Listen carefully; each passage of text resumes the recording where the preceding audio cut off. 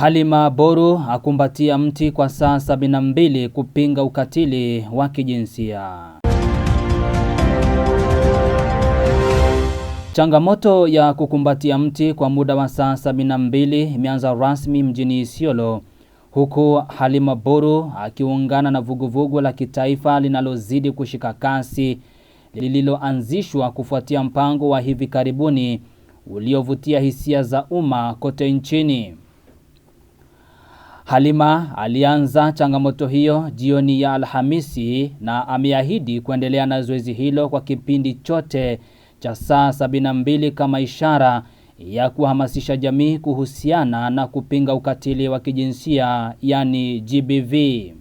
Assalamu alaikum warahmatullahi ta'ala wabarakatuh. Kwa majina naitwa Halima Boru Ukura from Isiolo County.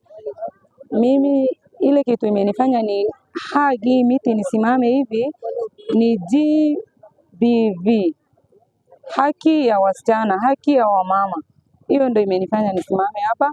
Alafu kwa hiyo haki ya wamama, ile kitu sana imenisumbua na nikasimama hapa ni kama watoto ya shule wanapata mimba. Wakipata mimba, hiyo watoto wa shule tunapeleka kwa serikali, tunaenda kuandikisha kwa polisi.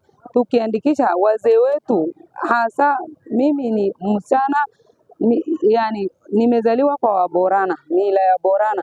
Sasa hiyo kesi badala ifikishwe kwa ofisi ya GBV, wazee wanasema waache tumalize, wanamaliza na shortcut. Wanapata tu kitu yao kidogo, wanamaliza na shortcut. Sasa nataka watu wa GBV washughulikie na hiyo kitu, waongee na wazee wetu, wafunze watu yetu, wazee wetu. Haki ya wasichana iko kama vile haki ya wasichana iko.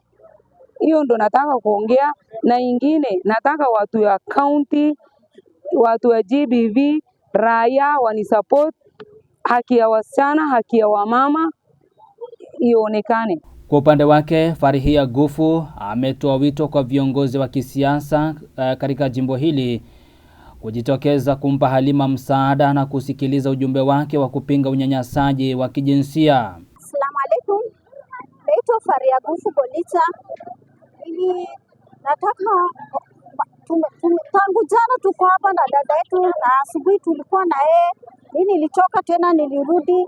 So tunataka wananchi watusaidie kama kaunti nyingine, kama ile msana alifanya hivi ile huyo Halima amesimama kwa miti, msana Nyeri alisimama, magavana yao alisimama na hawa, mpaka mapresident wote walikuwa na yeye. Ndio tunataka watu wa siasa wote, magavana, masenate, Ramadadesa wote tunataka hapa, na Speaker Isiolo, MRP wote tunataka wakuwe hapa tusaidie dada yetu. Naye Osman Dima amewahimiza wakazi wa Isiolo pamoja na viongozi mbalimbali akiwemo Rehema Jaldesa, Seneta Fatuma Dulo na mwakilishi wa wanawake Mumina Bonaya kujitokeza kwa wingi na kumsikiliza binti huyo anayesimama kidete kupigania haki ya kijinsia.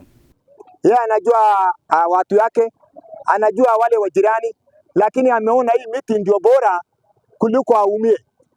Na sisi tumesupport msichana 100%.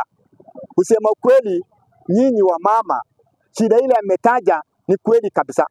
Na hapa ile inatakikana hapa, kitu ya kwanza, Rehema Jaldesa iko kwa hiyo ofisi. Anatakikana akuje hapa aone hiyo msichana, aone shida yake. Ya pili, Women Rep ya Isiolo County akuje aone huyu msichana, shida yale yako naye amtatue. Sisi watu wa Isiolo na vile Seneta Dulo, kwa sababu yeye mwenyewe ako kwa serikali, akuje aone huyu msichana kabla kukufia kwa hii miti. Sisi tutasupport yeye, kile tuko naye tumemtupia, na yule yako naye mtupie. Kama ako na shida, hii shida tumuokoe. Tumuokoe ama tumuache? Tumuokoe ama tumuache? Nikiripotia runinga ya Waso, langu jina ni Hussein Morangiriguyo, runinga ya Waso ya kujuza na kukuburudisha.